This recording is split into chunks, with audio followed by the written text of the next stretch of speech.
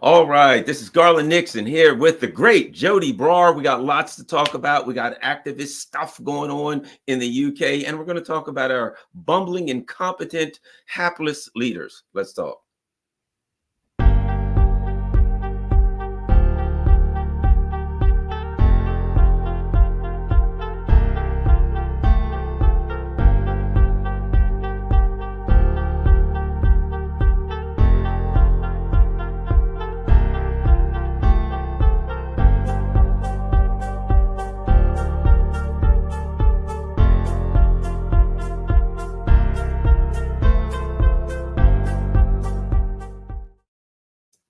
Hello, Garland Nixon here, fumbling around with my earpieces. I've got Joti Brar with me this morning, and I know a lot of people are looking forward to this great show and what we're going to talk about. And I am too, because I don't really know, but it's always going to be something good. Joti, let's start with this. I understand there's things going on regarding activists, regarding some of your comrades who've been hassled by the man. If you could update us on a couple of very important situations before we really delve into kind of what we're philosophically what we're going to talk about. We need some updates as to what's happening with those who are doing the good work of anti-imperialism. Thanks, Garland. Yeah, good to be with you today. So the first update I want to give you is just about the first set of charges against my comrades, my party comrades. So, I told you guys before that we had two sets of arrests.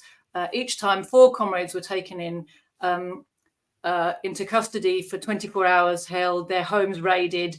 The first time it was it was part of creating that narrative that says, if you're marching against the genocide, you're a hate marcher. Right? This is anti-Semitism. And so the charge against our comrades was for standing next to a stall that was selling our pamphlet on Zionism. And the charge was inciting racial hatred. It was under the Public Order Act. Now, they took it right down to the wire when they were supposed to report back to whether their bail conditions were being renewed or what was going to happen with the case, and then they just dropped it. So what we're saying now, I should do this, shouldn't I? Is that this pamphlet has now been officially endorsed by the police because they took us in for it. They said it's an incitement to racial hatred. They got their bit of press, 4 activists or 4 protesters have been arrested for incitement to racial hatred, right? So the narrative is built by these arrests because they're not going to announce that they've let us go, and they're certainly not going to announce what it was specifically that they were saying was racist, when this book actually is an anti-racist book, right? But anyway, it's interesting to see that they couldn't take the prosecution any further. They've dropped the case. The other case that's still pending against us, we're waiting to hear from what the police are going to do about that one. That was when our comrades were arrested under terrorism charges. Supporting a banned organization under the Terrorism Act is what they're accused of. And it's because our leaflet says victory to the Palestinian resistance. So that is support for Hamas. Hamas is a banned terror organization. Therefore, we were arrested under the Terrorism Act. I think the most likely thing is that we'll see the same thing. They'll take it down to the wire and then they'll quietly drop it. What's interesting is, while this is going on, and we're not the only people who've been arrested and then they quietly drop the charges a bit later on, consistently, over the life of the latest version of the Terrorism Act, people who've been arrested under the Terrorism Act. Now, remember, I don't know for sure this is what's going to happen, but it's likely. And what we notice is there's a pattern, which is there's lots of people arrested under the Terrorism Act, very few people charged, even fewer people convicted. So this, I think the government is, at this point in time, they're finding it frustrating.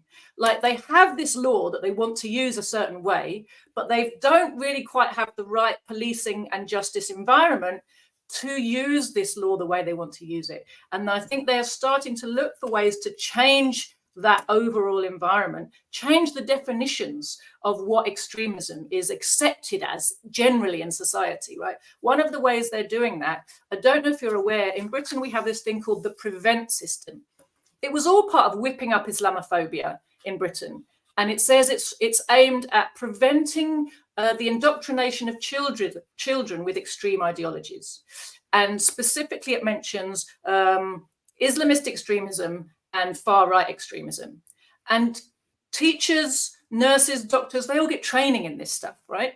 Because they're supposed to report children to social services and to the prevent scheme if they think a child is being indoctrinated. Now, prevent is not a legal framework in terms of, you can't take someone to court because they're in prevent or they've been referred to prevent. But it's a kind of indicator of how society is sort of setting itself up in terms of what it sees as acceptable and not acceptable. They are currently redefining the definition of extremism under the prevent system to specifically include socialism and communism. Say that again. So now they'll be training teachers to refer children to prevent if they think they are at risk of being indoctrinated by socialists or communists. Now, let me ask you this. I don't understand the foundations of the British system outside of the Magna Carta, but now, I'll put it like this, de jure as opposed to, de facto, in law as opposed to in fact. In law in the United States, it's perfectly legal. In fact, it's constitutionally protected to have whatever ideology. For instance, if you want to be a socialist or communist, de jure in law, it's constitutionally protected. In fact, the U.S. has always gone after people who are communists and socialists, right? So that part of the law is violated. In fact, RFK Jr. recently said, well, sure, he understood the FBI tapping Martin Luther King's phone because some people in his inner circle were members of the Communist Party or had communist inclinations, or I'm paraphrasing, right? So he actually, as a member of the ruling class, came out and admitted, we don't give a crap about that, the foundations of law and all that kind of stuff. No, we got bigger fish to fry. Is there some foundational protections for having communist, socialist, whatever ideology you choose, that's being overridden in England, or is there nothing there? You were talking to the wrong person, because I don't really understand British law myself. My parents are both lawyers, and you'd think I would know more than I do, but I don't. My understanding, and sorry to the people who know better and will come and jump on my head, my understanding about Britain is we have a system that's governed by precedent and case law. Okay. So we don't have a foundational document that says these are your rights. Okay, we have accrued a bunch of things, rights that have been established by precedent, by people arguing about them in courts, essentially. And there are things which are laid out that you are allowed, as well as what you're not allowed. I mean, I think the most sort of things which are your rights type of document actually comes to Britain via the EU, because the EU has a kind of declaration of human rights, which is supposed to be then put into the law of all the countries that have been in the EU.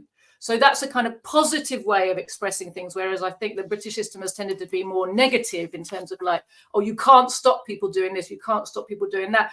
But there is a tradition of believing that, particularly following after the English Revolution, and a couple of hundred years after that, there was very much a sense among British people that the state does not have the right to interfere in your personal life, your views, or your home.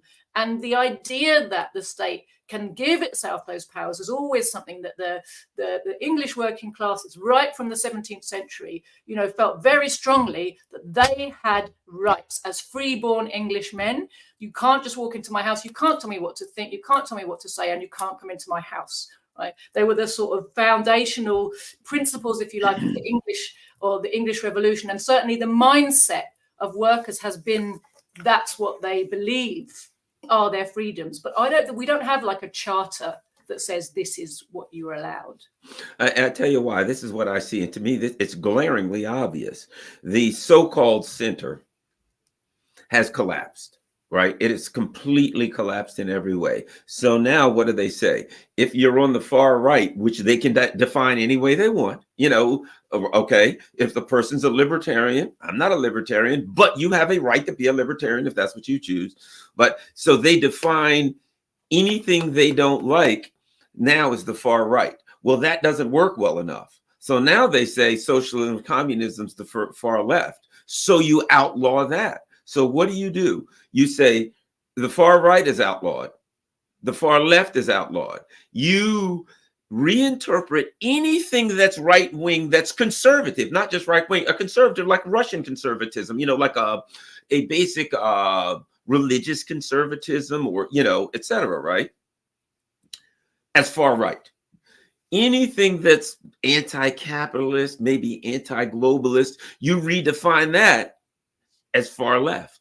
And so now you say our children can't be taught anything that's anti-capitalist, anti-globalist, whatever like that. They can't be taught anything that may be considered conservative, right? I've spent time in South America, a lot of those socialist countries, but they're Catholic. Some of them are opposed to abortion. Some of them could be considered, in America, they'd be considered religious conservatives because that's the nature of their history and their tribes and their indigenous people, et cetera, right? So you redefine everything outside of the, mainstream globalist failed system as far right or far left, and you make everything illegal except the basic foundation that's failed, that they want to push ahead. Does that kind of sound like the plan here? I can really see what you're talking about, Garland. I've tended to look at it slightly differently over the course of my political life. You may well be right in the sense that, we're coming to the point where literally anything is threatening because the system is in so much of a crisis, right? But the way I always saw it before, they would use a tiny, they would use a target population, the fascists, right? Which is kind of almost universally acceptable to target. 99.5% of people don't actually, ordinary people do not sympathize with fascists. The thing is that silencing fascists was not that necessary during the time when they kept telling us they were protecting us from fascists. People used to say, oh, vote Labour to keep the fascists out. It's like, but the fascists are in the government. What are you talking about?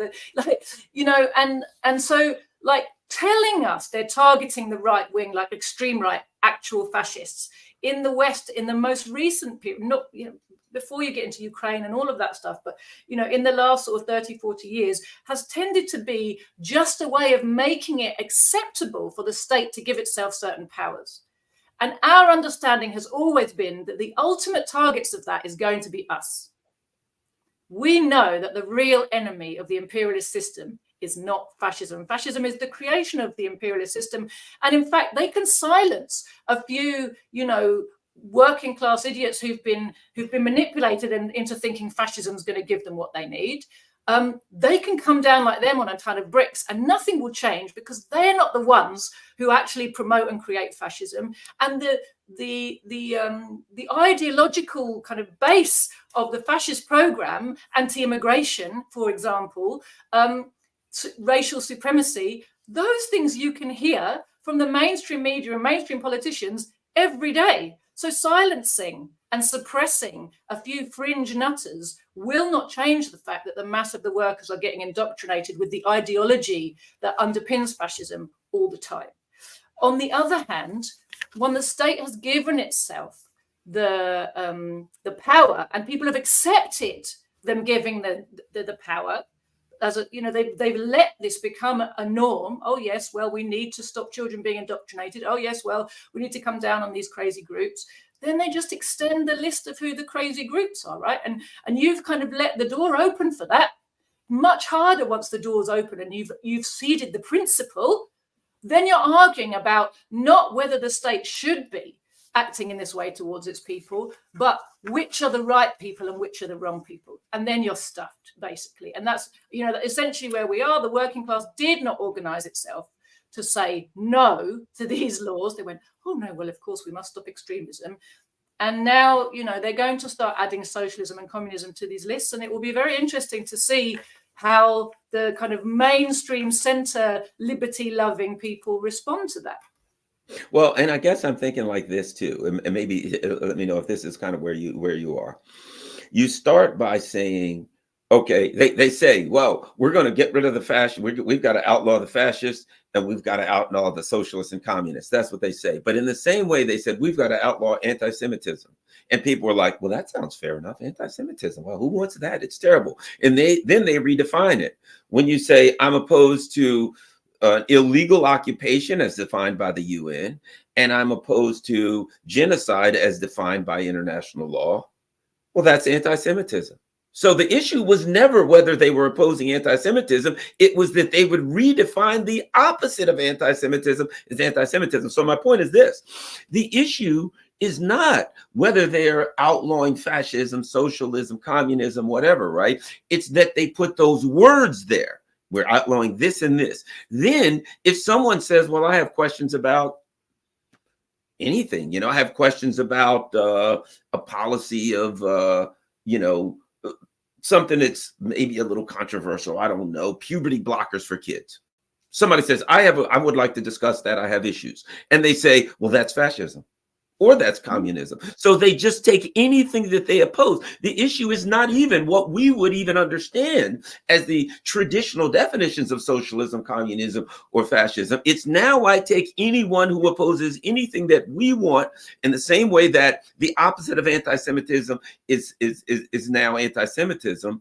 Those are the word fascism, socialism, communism are just little boxes for holding. So every time something comes out that I don't like, if it's a little more conservative, I'll say, well, that's fascism. If it's to the left and a little, progressive, I say that's, and those are just holding spots of definitions. So I can take out all the people that I oppose. Meanwhile, you get the suckers, you get the dupes who say, well, I don't like socialism. Let's go with that. We've got to stop them. Oh, I don't like fascism. Let's go with that. We got to stop that. Not realizing those are just holding spots. And as soon as you who supported it say, well, I have a question about this policy, you're going to get thrown in one of those boxes. What are your thoughts on that? You've referred to or reminded me of something that's in a little book I just wrote. Literally, we launched it this weekend, so I'm going to promote it. It's called Identity Politics or Class Politics, right? And I tried to give an overview in there about, how we got to the point where, ladies who say that men or women don't have penises are told that they're doing hate speech, right? And, how have we got here? It didn't just pop out of nowhere. And one of the things I think that's really important to understand is when the working class allowed its struggle against racism and its struggle against the oppression of women, both of which are intrinsically tied to the question of capitalist imperialist production relations, when it allowed the ruling class to take over the mantle of protecting people against racism and people against, women against oppression, to say we're going to solve these problems inside capitalism using the law. And then we're going to educate people about their prejudice on your behalf. When they did that, they shot themselves in the foot entirely. Because, of course, not only have we not abolished racism by, passing laws, and not only have we not abolished sexism by passing laws, women's oppression, what we've done is arrogated to the state that benefits, that needs racism, that needs women's oppression, the right to police anti-racism, anti-sexism, defense of the little guy. And, then we end up in exactly the situation that you were describing, Garland, where they say, anti-Semitism, the state is going crazy about anti-Semitism, but their definition of anti-Semitism is like the opposite of actual anti-Semitism, right? The fact that our comrades are told it's hate speech to promote an anti-racist version of Israeli history and explain, where does Zionism come from? Why is it being used? And how Zionism is a racist ideology. The fact that the International Holocaust Remembrance Association created this new definition of anti-Semitism, which conflates, being Jewish with being Israeli, conflates Zionism with Judaism, and says anybody who criticizes Zionism is anti-Semitic, and that definition has been slowly and steadily being adopted across the Western world by governments, by councils, by companies. You can get sacked for criticizing Israel, in your company if they've adopted this definition of anti-Semitism. So this really shows the how it backfires when workers start to trust the state to solve their problems as workers. This is the state that belongs to your enemy class. It's not going to act in your interest. It's not going to resolve the problems that the system that it is maintaining has produced. Wow. Yeah, that makes perfect sense. And kind of we can use that to slide into our next the main foundation of this, and that is because, and I'll tell you why. Well, let me tell you why. Because what you're talking about is people, something I talk about all the time. The foundation. Do you trust the government to act in good faith in your best interest? I don't care if COVID's going on. I don't care if they're saying this country or that country is your enemy. Whatever message you're getting from the government for supposedly for the good of us all, there's a foundation. Do you trust that they're talking to you in good faith? And do you trust that they're acting in your best interest? The answer to me is no, because I, like you, understand that they act in the interest of the ruling elite against to keep us, to basically protect the ruling elite from us. And they tell us they're going to protect us from the ruling elite, right? They tell both sides, the poor people, we're going to protect you from the rich. They tell the rich, we're going to protect you from the poor, but they only really mean it to the rich, right?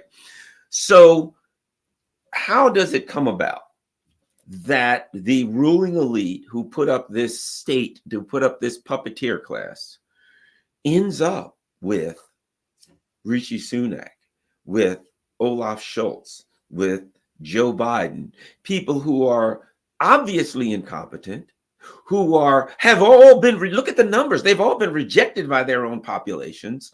And the only thing they can do is continue with a flood of media to say everything's fine, everything's going well, pay no attention to the prices, pay no attention to how bad things are going on, and that the fact that your so-called leader is an idiot. How do we get to that? What do you have to, anyway, let me just get your comments on that. The incompetent, hapless bunglers that end up in charge and supposedly in charge of the capitalist countries. Well, the first thing to understand is the people who are in the front, out in the front, like Joe Biden, Tony Blair, Rishi Sunak, Bill Clinton, whoever the face is, they're not the people in charge. They're the people fronting up, right? And it's not the same thing. So that's the first thing to understand. These people are paid servants of the ruling class. It's just a particular type of a job. Now, the second question to ask yourself is, in this world, at this moment in time, when the system is so decadent and obviously unable to deliver for the mass of the people, when whoever is fronting up for a system like that is going to be a figure of hate, is going to be despised, will have to lie 24/7 and be somebody who is basically happy to lie 24/7 in return for some good kickbacks, a nice pension, a leg up for their kids into the lower ranks of the elites. Would you want that job, Garland? No. Okay, so let's think about it. In the West, who are the kind of people who want that job? Are they the brightest? Are they the best? Are they the people with the most creativity? Are they the people with the most understanding? Are they the people with empathy, with sincerity? Are they the people, it's not even the best paid job, to be honest with you. Like if you're someone who has access to a job in the City of London, well, you could work yourself, really hard for 10, 20 years, get yourself a good, property portfolio and retire and, sort of never have to do all this, public. You have to be a bit of a narcissist, I think, to want that job where you get all the public attention. You're just fronting for a system and lying through your teeth about what it's all about, really. You know, your bosses are behind you telling you what you actually have to do. Your job is to sort of present it a certain way and, you know, look good in a suit and, you know, not be caught in bed with the wrong person for a few years, if you wouldn't mind. Honestly, I think the short answer is simply that once you understand that it's a job of a servant, and you have to have a particular mindset to do it, you understand why it doesn't attract the kind of people we would like to see in that job. And you know, this is not a new phenomenon.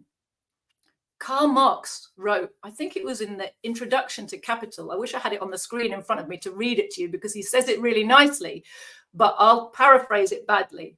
And he basically said, you can tell, and this is in 1867, right? You can already tell that this is a system whose future is in the past because of how low level the people it considers to be great intellects are today.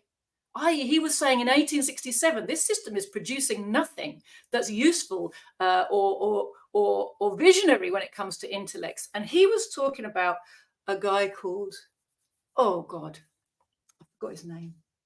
He was a famous, the bourgeois liberals love him. You know, he's a famous kind of philosopher and a politician and economist and all the rest of it. And John Stuart Mill, that's it. Yeah. And he said about John Stuart Mill, he said, on a level playing field, even molehills look like mountains. And you can basically tell how low the capitalist system has sunk that it thinks someone like this guy is a great intellect when he's basically a pygmy. Yeah. You know, I tell you what it reminds me of when you said, why would they do it? There are people who want power, and there are people who are happy with the illusion of having power. You know, I'll put it like this. Okay. You know, in America, when this whole rap thing was coming up, right? These rappers, and a lot of the time, you know, the 80s, the 90s, right? And a lot of time they came from very poor communities. What about, why did they wear the big gold chains, right? They put on these big gold chains, right? Well, here was my thought on this, right? They came from nothing, and they didn't even have an expectation of being rich. So they were happy with the illusion of being rich, right? I don't feel like I'll be rich. I don't have a concept of being rich. I was brought up poor. I'm making a lot of money now so the first thing I want to do is present the illusion of rich. And how can I do that? With lots of gold, right?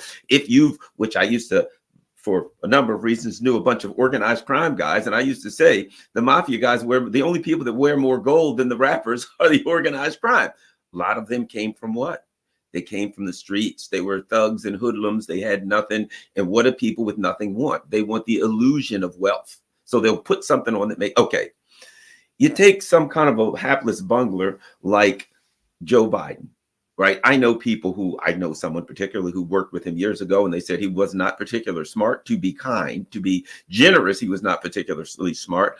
And the guy had a thirst for power. So I think what they look for is someone who has a thirst for power and who is happy to have the illusion of power, to look like they have power.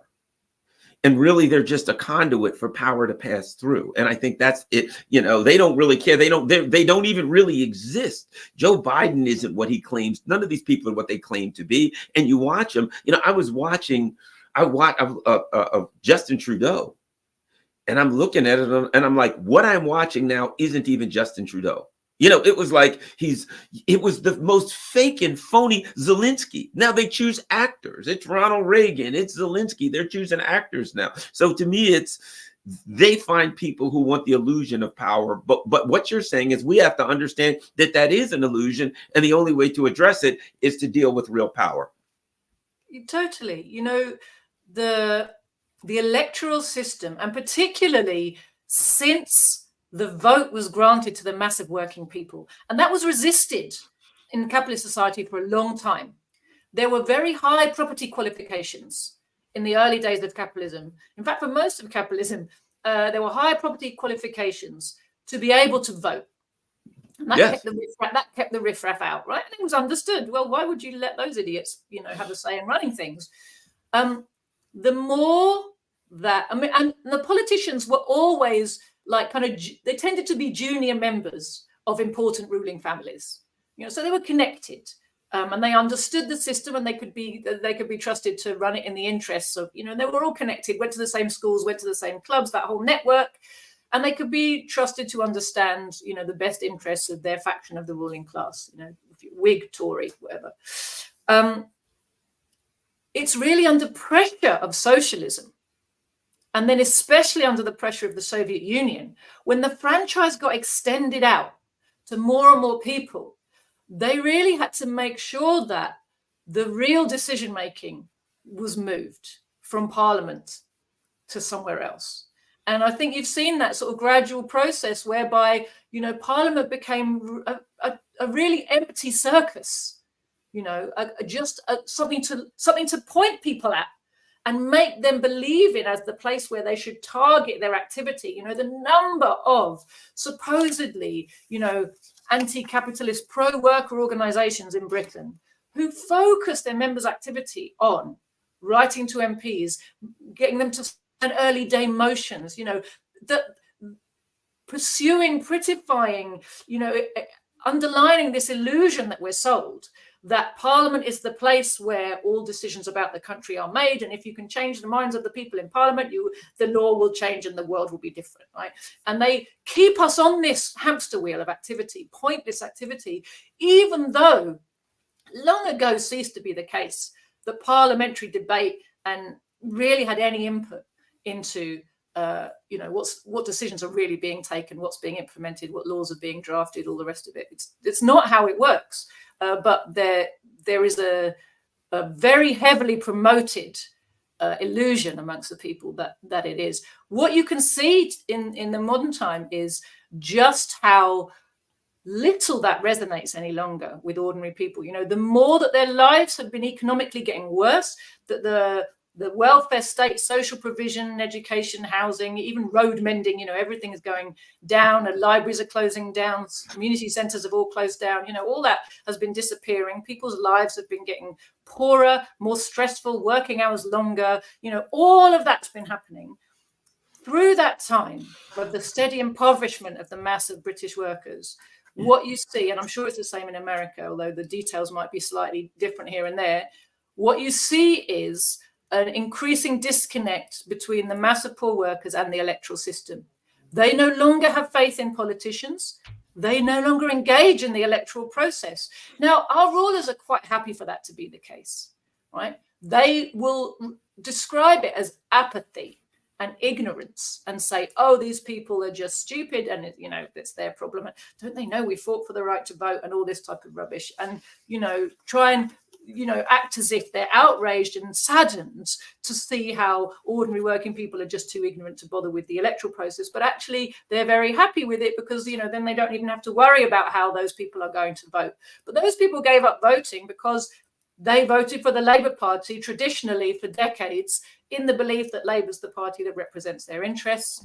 And as their lives were getting worse, they discovered that no change in the government, no change in their MP, no change in their council would change their situation. They carried on getting worse. And they learned by their experience that Labour doesn't represent them. Labour and Tory are the same thing, that the whole things are rigged, that the politicians are out for themselves, and that the person that they, the class that they serve is not the ordinary people. They're not responsive to or interested in their constituents. And even if they are responsive to or interested in them, they can't do anything for them. One of the things I wanted to connect to this is the current push anti-Russia thing, right? Emmanuel Macron, we've got to send troops to Ukraine, which doesn't make any sense. 76% of the French are against it. The French are like, hey, this whole situation with the farmers is screwed up and it costs too much to live, right? You say, if you listen to Rishi Sunak, the people in the UK, oh my God, things are difficult. What are we going to do? We can't make it. And Rishi Sunak says, we've got to deal with Vladimir Putin. The threat is real, and you come to the United States, homeless people wandering around like some kind of a zombie apocalypse all over the place. You're running for your life from crime. It's just an absolute disaster, a $34 trillion debt. I think every 90 days or 100 days, the debt literally increases by $1 trillion. How long can you keep doing that, right? and printing money. But so what we've got is a group of leaders who the people are unhappy with because they keep saying, what about me? What about my life, right? What about that? And the leaders are just saying, Russia, Russia, Russia. We got to go after Russia. They've just gone completely deranged on this Russia thing. If you could talk about your thoughts on that a little bit. You know, I think what we're seeing in Western Europe right now is real panic at the impending defeat of NATO in Ukraine. It's really starting to come home to them that the US is looking for the exit. They're going to be left if they're going to be left holding the baby. They've spent a shitload of money on it. They've destroyed their economies, and they're not going to know, number one, how to present that to their people, and number two, how to deal with all of that politically, economically, militarily. You know, the whole thing is totally terrifying, because the US leaving Ukraine, it's the beginning of the end for NATO, isn't it? And if NATO starts to disappear, the whole basis for the Europeans, the West Europeans, to maintain themselves as imperialist powers also is crumbling, right? Because they no longer have independent military means to back up their economic muscle in the world. Mm-hmm. And to be an imperialist, you need both. You need this huge store of finance capital with which you loot and suck the blood from the rest of the planet, right? But you have to be able to back up the power of your finance capital with the power of your military. You know, you come with your dollars in your hand and your gun behind your back, right? And right. That is the model. And part of that, you know, has been under threat for a long time because of the steady smashing of the technological dominance. We've talked about that before. You know, another important aspect of the imperialist system is technological dominance. And we're seeing left, right, and center how that is being eroded.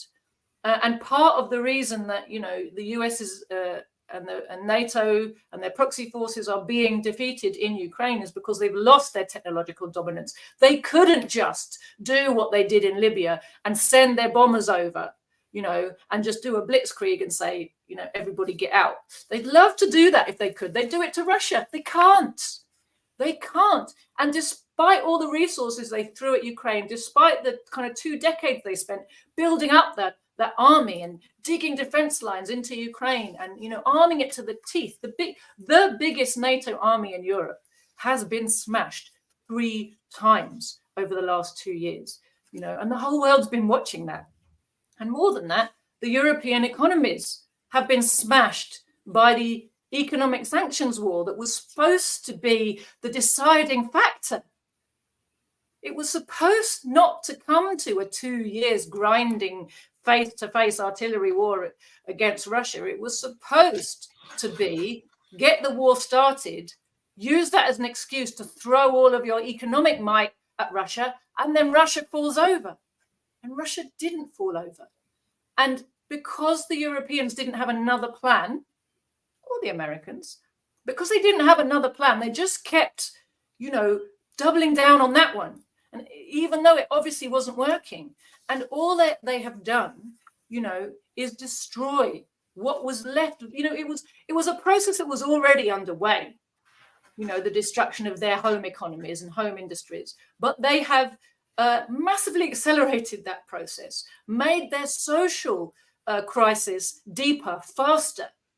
And as a result, the idea that now the USA is looking for the exit, and they're terrified to stand by and just let that happen, because where will they be left? So this is really, I think, where you see Macron and all his kind of shouting about how we'll just send 20,000 troops and we'll put them on the border over here and there'll be a backup force. But we need to, we must act. We cannot let Russia win. They are feeling it as an existential threat to their power in the world, and I think probably rightly so. Oh, yes, absolutely. And I think the issue is this. They're so deluded. And again, I have to say the they doesn't mean the politicians, the people that they work for, are so deluded that they can't grasp the reality that they're there's nothing they can do. You know, when people say, what's the plan? I always say, it's like jumping off a cliff. Two people jump off a cliff, and when they're in the air, they look at each other, and one of them say, hey, that wasn't a good move. What's the plan? Ain't no plan going to fix that. Gravity's going to handle that. You're going to figure out the plan when you slam into the rocks, you know, 500 feet below the cliff. And they decided that they were going to start a proxy war against a superpower on its border. That's never going to work out well for you. And now that it's working out the only way it could have possibly worked out. And here's the thing I think they have a problem with. And it's something that we get to when I talk about the brainwashed, right? All of the people that were running around with blue and yellow flags, believing these people, as people like us said, you're being had. Now they know at some point, the brainwashed people are going to say, you told us we had to suffer, that our economies had to crash, that we had to struggle, all these things we had to do so that Ukraine could get its great victory over the evil Russians. And number one, they ain't get no victory. And number two, there's nothing you can do about it. And number three, you told us that if that happened, Putin was going to attack us. It's happening, and he still ain't going to attack us. That the big problem they have is not the Russians. It's not even losing the war in Ukraine. It's they're afraid of facing their working class and being exposed for that the entire thing was a lie, which shows that everything they've said is a lie. Your thoughts? I think that's definitely right, Garland. You know, I liked your analogy about the people who jumped off the cliff. You know, imperialism is a failing system. It looks really, really strong, but it is crashing on the rocks of its own contradictions, literally coming to pieces because of the internal contradictions of the system, which it cannot cure. Right? There is nothing imperialism can do to cure capitalism of the contradictions that are right at the heart of the system, the contradiction between production for profit and the impoverishment of the masses. That's like right at the heart of everything. And we are in the midst now of the biggest ever global crisis of capitalism, economic crisis. And because of the economic crisis and the difficulty of finding profitable avenues of investment, the drive to war is massively accelerated, and the drive to impoverish further the masses. So if you just stop and think about this, right? The crisis came about because the masses were impoverished and couldn't buy all the stuff that's made by imperialist corporations. But in order to try to survive the crisis, what do? They try to pass the burden on to the poor. They make them poorer. So in the process of trying to escape the crisis, they make it worse. And this is part of the tailspin that capitalism gets into in this kind of never-ending embedded, and because capitalism has gone global, we saw it at the time of the Great Depression in the 1930s. Only the Soviet Union was immune from what was happening because it was outside of the world capitalist system. But any part of the world, any country in the world which is connected to the global capitalist system is being affected by this huge crisis of overproduction and by the remedy that the Western countries, the imperialist countries who have imperialist global currencies, right, which means that they're imperialist countries, they can force their currency onto people around the world. They don't all use gold, which, is actually exchangeable. No, you have to use dollars, you have to use pounds, you have to use euros. They can export their inflation, the inflation that they've got from money printing. So they've been printing money to try to cover over the fact that they've got this huge crisis, to keep paying for things. But what does that mean? That means they've devalued, debased the currency, they've created huge inflation, and they've exported it all around the world. So again, you have this situation where in trying to solve their problems, they make them worse.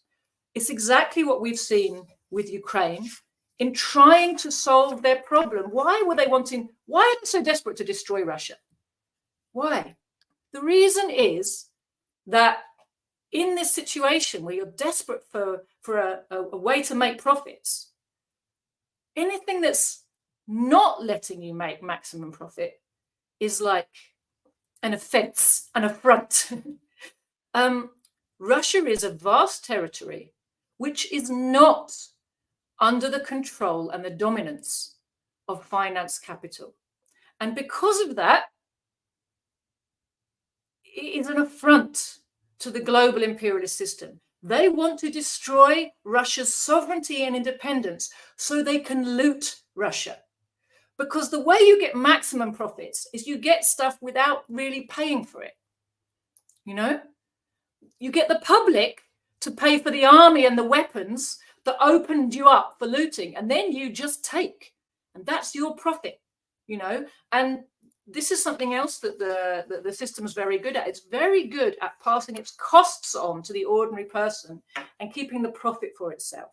You know, they tell us all the time that capitalism is trickle-down economics and that the people at the top are wealth creators and that we need them to give us jobs and employ us, where the truth is all the wealth in the system comes from the labor of working people. All of it.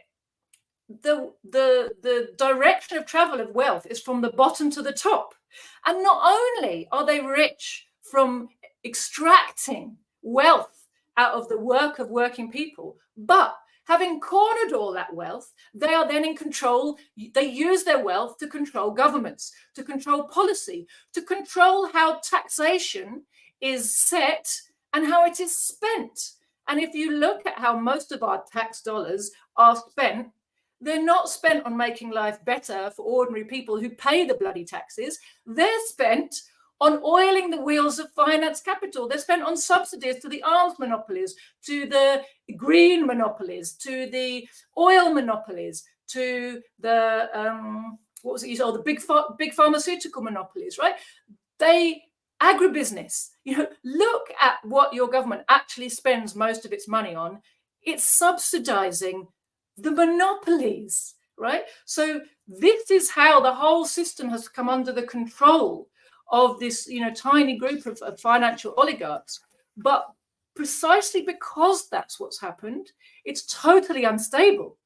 Just that you've got this tiny minority of people desperately trying to cling on to power. Okay, they've got a huge machinery of power. Okay, they've got lots and lots of money to throw at people, to bribe them. They can bribe Joe Biden. They can bribe people to run NGOs, you know, and brainwash us and try to decapitate the natural leadership of the working class in various ways, to professionalize them, to buy them off in all kinds of ways. But still, fundamentally, the ruling class is a tiny handful of people, and they are impoverishing, genociding, you know, keeping down the huge masses of the people. And that is not a sustainable situation. And my fundamental, you know, belief is that sooner or later, the people are going to work out that there is no way out of this other than getting rid of capitalist production relations. You're muted.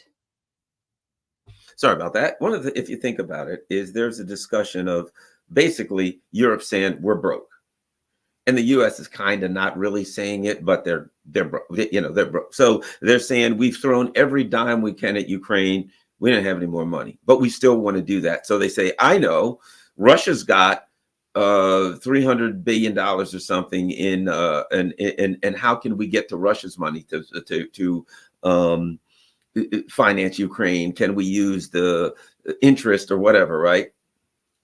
In a way, think about this. What you're saying is the only entity that has been wise enough to make money, to save its funds, is Russia. We're broke. We've started this war against Russia, and we're like, we're going to take Russia out, right? Well, what's going on right now? Russia's economy is growing faster than ever. Their president has an 87% approval rating. He just won by 87%. That's pretty clear, right? So their economy's growing. Ours are all faltering. Their president has an 87% approval rating. Most of ours have like an 8.7% approval rating. Last but not least, we're broke. The only way that we can finance a war against Russia is to recognize that Russia is wise and they got lots of savings and steal their savings. It's like, well, who's got money? We're broke. Russia's got a lot of money. Oh, we'll use some of theirs. But in a way, that's admitting that a system that says we're going to continue to have an industry, We're going to continue to have some government-owned industries that we use to finance our military, to finance our government, so we don't tax our people together enough, right? They still have the legacy of the Soviet Union, which is industry, and which is government-owned industries that control the oil and the gas, etc. And that still leaves them with a chunk of money. And the only way we can fight them is steal the money that they're wise enough to have, because our system is completely crumbled. What a contradiction there. There is a contradiction, isn't there? You know, you've brought up a really interesting, important point about what's a real economy. Because, of course, the basis for producing wealth, as I talked earlier, is work. So the basis of a real economy is industry. It's where people work and make things. That's where wealth actually comes from. What the imperialist system does is the owners of capital who built their fortunes, lots of them, through the industry of their working classes at home, having saturated the home market, have fortunes which are too big to be contained within their home market. And they start to go elsewhere to look for profitable ways to invest their capital. And this was the driver for imperialist colonization of the world, right? Historically.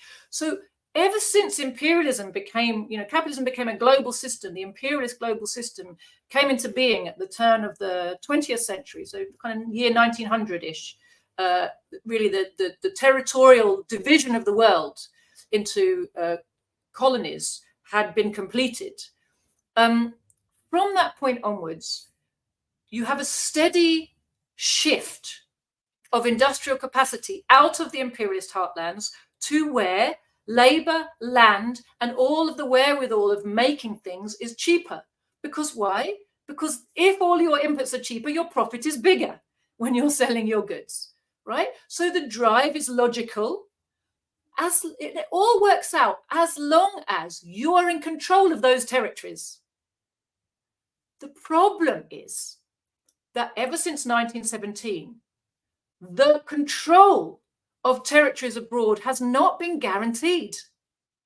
It's been increasingly under threat. National liberation movements, socialist revolutions have shaken and in some cases completely removed the control of the imperialists over these places, which, the way they see the world is it's theirs. And they just, I'm setting up my factory here because it's cheapest. I'm doing it here because it's cheapest. They do everything in the interest of what's most profitable, not what's useful to humanity or even sensible for their home country. If they stop and think about a situation where, like Britain found itself in World War II, we're a small island. What if we can't easily access all our colonies anymore? Mm-hmm. Oh, suddenly it's a very different situation, and we're all digging for victory. We've all got to turn our gardens into farms suddenly because we've been importing. I mean, I think before World War II, Britain had got to a point where it was importing about 70% of its food. And during World War II, it had to become self-sufficient. At the end of World War II, and this was before we started the kind of modern version of farming, which is basically under the pressure of US agricultural inputs, we have to do a certain type of industrial farming that, rapes the soil and ends up with stuff that's not very nutritious. Under the old method of mixed farming, they did a survey of Britain. I think the government carried it out in 1946 that said Britain is able to be self-sufficient in mixed farming up to a population of 100 million people. That's the population we still haven't reached, right? But whenever anybody protests about the way agribusiness behaves, we're told, no, but we need to feed the world. We need to feed ourselves. We're dependent on imports for food. You can't argue with agribusiness because don't you want to be fed? But the fact is that the capitalists do what they do because of the quest for profit, because that is the only motivator for any of their activity. And a comrade of mine likes to point out that in volume 2 of Capital, Marx made the point that it's only profit the capitalist is interested in. You can tell this because if he can find a way to make profit by cutting out the middleman of having to actually make something, happy days. He'll go for that. Right? So This shows you the absurdity of the system. You know, as an individual, all you're interested in is how to turn money into more money. You don't care how it happens. As a society, the only root of that wealth is in human labor. People making things is what adds to the wealth of the world. There's no other source of wealth. All the rest of it, if you made money and nobody who was involved in your transaction was making anything, somewhere, you know, you just stole some money off somebody else. Because somewhere or other, the root of that wealth was somebody working. When you look at what's happening now, you know, we've had 125 years now of this offshoring, you know, sending your capital elsewhere to engage in production and just bringing the profits home. And as I say, it all works as long as you're in control of everything, as long as you're in control of the transportation routes, as long as you're in control of the people and the territories where the activity is going on, right? The actual wealth producing activity. Now, you have turned your own economy into a parasitic economy. More and more of your own people don't produce wealth. They live off the wealth that's been produced elsewhere.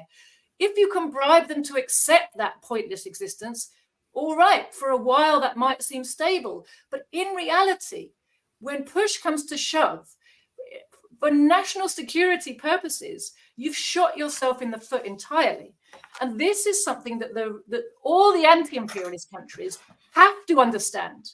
Right? If you want to face up against imperialism, if you want to stop them controlling your territory, your people, your politics, your economics, your resources, you have to learn, number one, you have to mobilize your people. So you have to be running your country in a way that delivers something to the masses. Otherwise, why would they side with you against imperialism? What would be the point?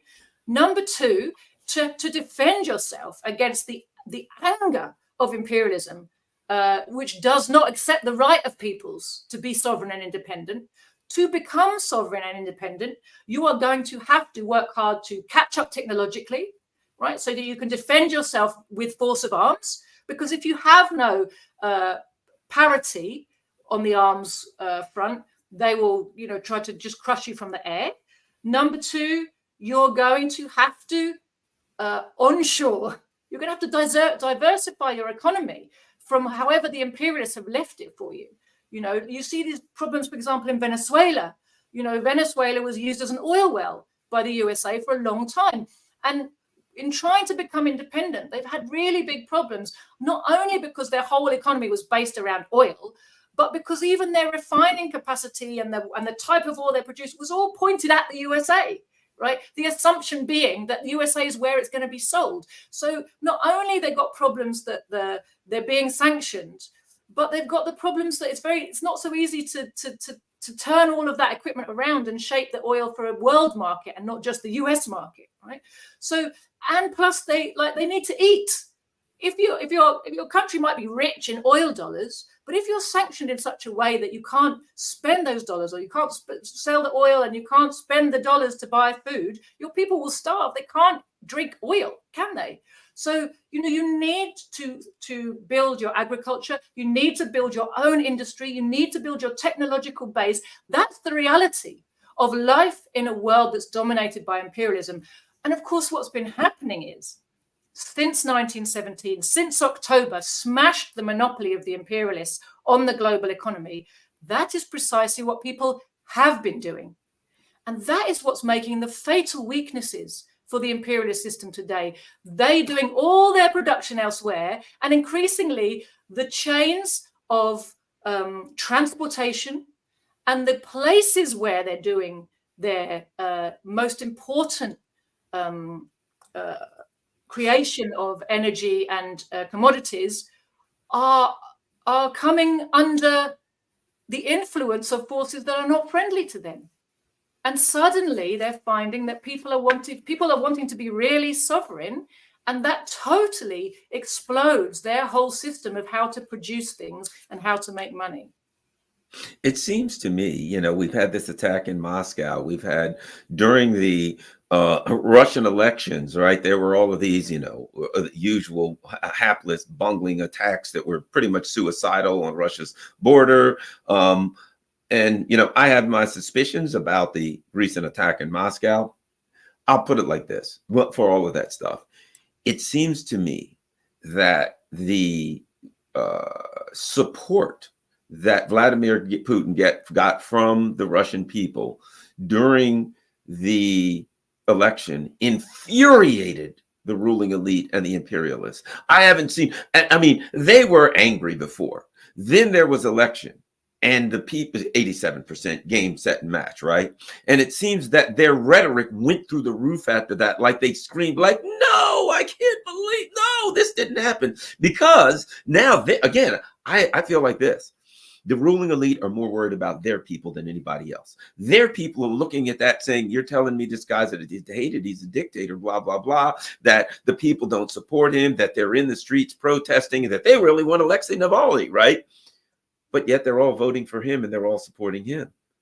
And it seems to me that this was a huge loss for them.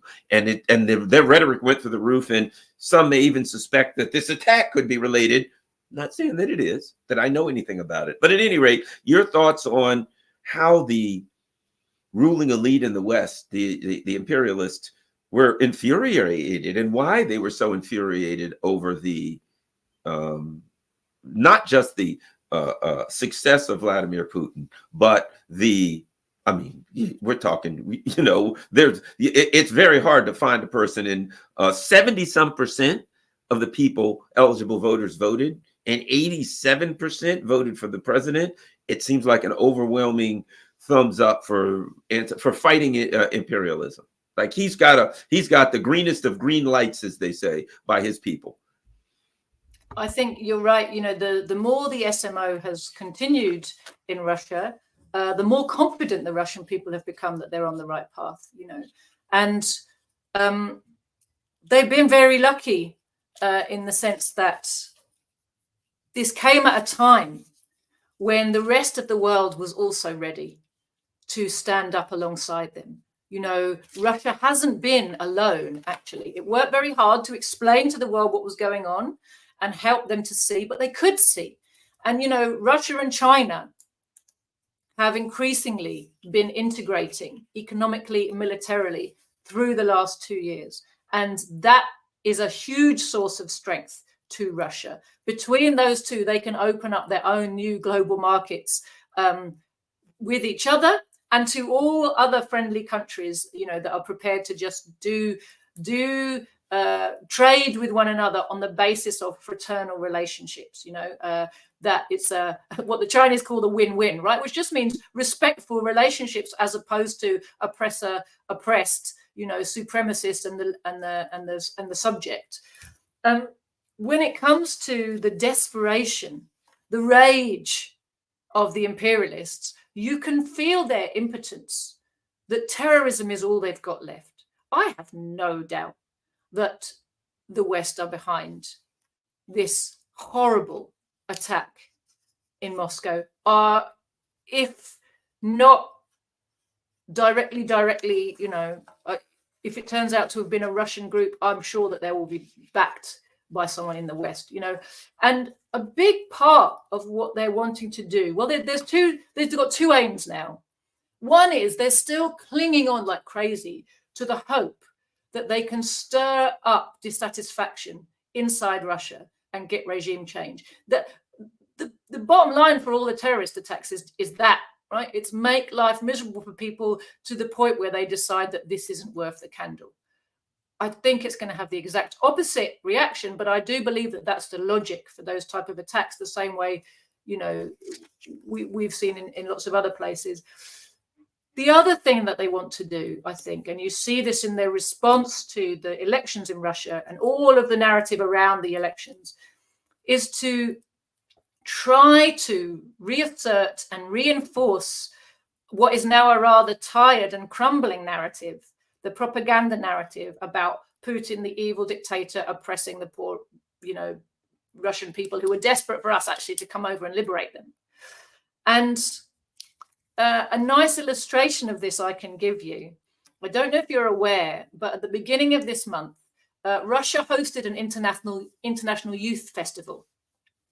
And some of our young people were there. There was a British delegation, and two of the people on that delegation were from our party. But there were others there who were from other parties and people who were from no party. They were just there because it wasn't a political event. Actually, it was just let's bring together young people from all over the world to interact with one another in an atmosphere of peace and friendship. Why not? Wouldn't that be nice? Right? And they did a very good job of hosting it. They had people from all over the world there. Our young people really enjoyed being there. For us, it's political to go to Russia at this time simply because Russia is facing down imperialism. And so them holding an event like that at its essence, it's an anti-imperialist event, right? Even if it has no sort of official politics, its essence is anti-imperialist. So we sent our guys there, although it was not a communist jamboree by any manner of means. And they found it very, interesting and inspirational. And they loved to see, how well Russia is doing. And they loved how many people from all over the world they met there. When they came back, the Daily, I'm going to get this wrong, I think it's the Daily Mail, did this massive hit piece on, and they'd gone to great lengths to try to work out which British people were there and try to dig up dirt on them. And they described them as Putin's useful idiots. And they described the event they had been to as similar to a Nuremberg rally, right? So this comes back to what you were saying earlier, where they get to tell us what fascism is and then protect us from it, and real fascism is a real threat to working people at this time. The reason being that it's one of the responses of imperialism in crisis. When the people start to become difficult to control, they get rid of the veneer of bourgeois democracy and you get the iron fist of fascism. So that's a real threat here at home in the heartlands of finance capital for us, for you, for me, for people in Germany. It's a real threat that our governments are going to resort to fascism increasingly. And we see the moves in that direction, like my country deciding that it's going to add socialism and communism to the list of extreme ideologies, right? That is the encroachment of fascism. But because we have a folk memory of being anti-fascist, because the working class traditionally was socialist and was against the fascists that had been mobilized by the ruling class, they manipulate this history and this sense that I'm supposed to be against the fascists and with the left. And they've just redefined, like you were saying earlier, they've redefined what left is and they've redefined what fascism is, turned them upside down, and now Ukraine, the force of fascism at the disposal of Western monopoly capital, is the cause beloved of, idiots who self-identify as left but are actually, liberals who believe in capitalism and who buy into capitalist propaganda. And the people they're fighting, who are standing up for the whole world against imperialism, have been branded as fascists.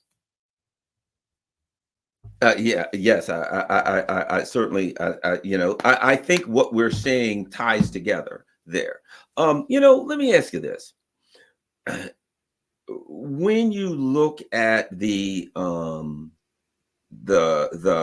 what's going on in Africa right now, Niger recently said to the US, you got to get out. You got to get this base, you got to get your base out of my country, right? You have when Burkina Faso, Niger, etc., when they kicked out the imperialists, such as they could, France said, look, we're going to attack and invade. And they all said, well, if you invade, you've got to fight all of us. Then Algeria said, we'll probably be in it too. I think it was Algeria.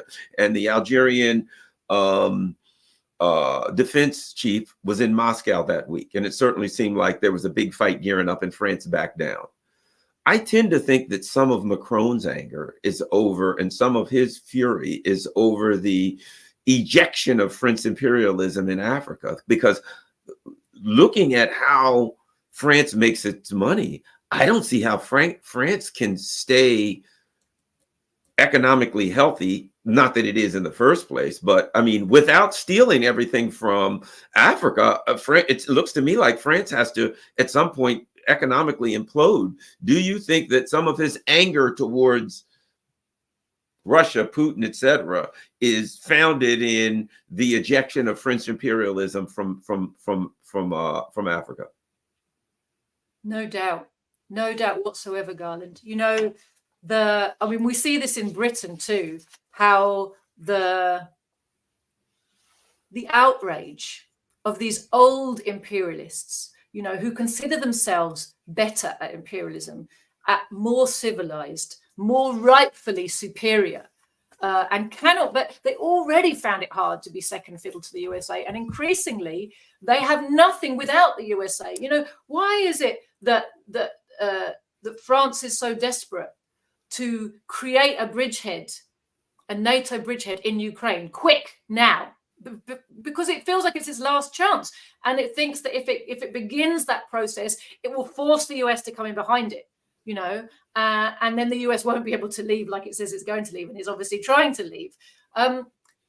There's an impotence and a frustration there, isn't there? That the things that they want, the power they want to project, they can't do anymore unless the US does it for them and backs them up.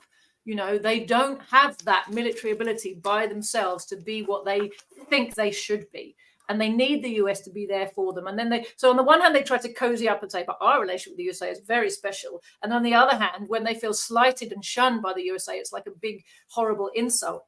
But the USA's ejection from West Africa is something I'm finding really fascinating to look at, because I did look at the beginning when French bases were being kicked out, French diplomats were being kicked out, and thought, the USA is very quiet right now, and they're sitting in the wings thinking, happy days. And that's not a new story either. I have a good comrade in Kenya, a comrade Bukura Moli. He's the vice chair of the Communist Party of Kenya. Very interesting guy. You should look him up. He speaks very well. And he's very, very well informed and interesting. But on the history of Kenya, obviously, he knows lots. And on the way that imperialism has manipulated Kenya since Kenyan so-called flag and anthem independence has been very interesting, right? Because he said there was a period where they had a kind of single party set up, and they were still under British domination, essentially. There was a big democracy movement, a movement for democratization, which was sponsored by the USA. And in the process of the victory of the democratization movement, guess who got to replace Britain as the main imperialist looter of Kenya? It was the USA. Britain is still in there, but now they're second fiddle in their former colony to the USA in terms of their financial muscle. And interestingly, at the end of that democratization process, the one party that was still banned was the Communist Party. Of course. So they didn't become legal till quite a lot later. So that's a whole other story. But, so I was watching West Africa and thinking, how far are they going to go with this, right? Because I'm not in touch with, the movers and shakers in West Africa. I'm watching from afar with great interest, hope, I know that West Africa has a history, in the past of some great revolutionaries, of course, like Thomas Sankara and Amilcar Cabral and all kinds of people. But, in recent decades, I've not been aware of what's going on. And it seems like the movement we've seen more recently has got its feet in that history. You can see the symbology, the way they dress, the way they talk. They're conscious of that history. They definitely, in Burkina Faso, they talk about Thomas Sankara. I've heard that, and that's very positive, right? Because they've got a real anti-imperialist understanding, and I see them along similar lines to the kind of Hugo Chavez type rebellion. It might have come out of the army, but it's come out of the army in a very patriotic anti-imperialist current. Amongst junior officers who are sick of serving their exploiters and seeing their people suffer. And so the fact that these governments in West Africa have moved on from kicking out the French, the historical criminals in their region, and saying, we need you gone, to very quickly actually moving on to dealing with the US presence also, is hugely, hugely positive, a very inspiring thing to see. And you see the confidence that shows, the way they're getting together, creating this union between their states. That confidence is going to spread across the continent. And I'm sure it's putting the fear of God into every imperialist power. Britain, France, the USA, they all extract huge wealth from Africa still today, although they don't like to talk about it. And they have put so much effort over the last 100 years into keeping Africa down, despite all the national liberation movements. And I think they thought after the fall of the Soviet Union that it was going to all go back their way again. And it's wonderful to see that that tide is really, really turning. And I have no doubt at all that part of the existential angst of the French right now is wrapped up in that story too.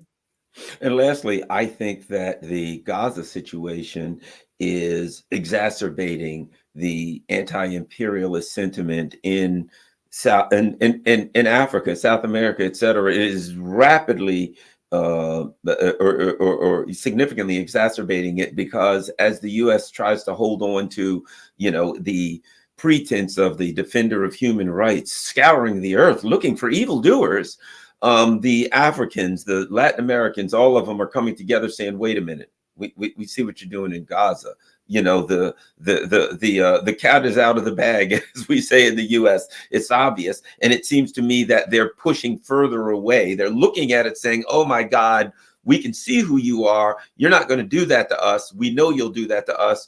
We're standing with the Palestinians. It seems to me that this whole Gaza thing is really putting the anti-imperialist sentiment in what we've called the global South, what I like to refer to now as the global majority, is really putting their move away from US imperialism into high gear.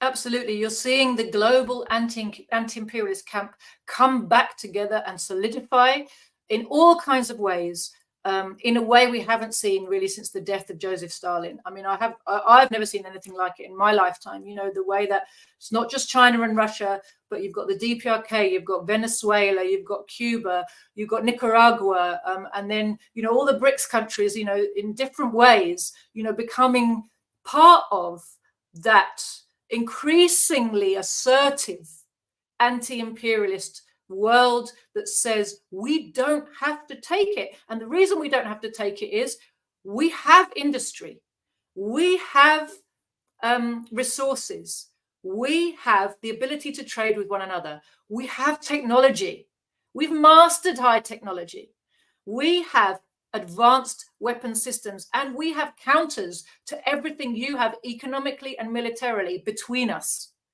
And so why should we lie down and take your rules-based order, which means do as I say and not as I do, in perpetuity? We're not going to. And particularly when, the imperialist whole global system is in crisis, and it puts the burden of the crisis onto the defenseless poor. So increasingly the poor are saying, we will not be defenseless. We will not take the burden of your crisis onto us, onto our poor anymore. And the more that happens, of course, the more it rebounds economically to the West. The more areas of the world that become shake free from the looting and control of the imperialist machinery, the more that the crisis will bite in the home countries. So we can expect life, I'm afraid, for ordinary people in the West to keep getting worse for some time. And our only answer is to organize and get rid of this whole system. I think you're right. I think, well, and look, if you've got a system that lives off of feeding off of the the poor people, and they don't have any, the poor people are not going to be fed off of anymore. The system doesn't know what else to do. It starts to spiral down out of control. So at any rate, thank you very much. Certainly, sorry, I got distracted a couple times because I had a bunch of stuff going on for work, and every now and then I'd have to send a text. But thankfully, we have the brilliant mind of Joti Brar on to make up for the insipid and paltry intellect of Garland Nixon. Thank you, everybody, for hanging on. Joti, where can everybody find you online? So I'm at thecommunists.org. You can see the URL with an there. S. Communist with an S. The Communists, yes. If you do it without the S, you'll get some CIA faker. Always. So thecommunists.org. You can also find our channel on Telegram, The Communists. I'm also on Telegram, Joti Brar. You can find me quite easily. I'm on Twitter, Joti2 Gaza, and our party is at CPGBML on Twitter.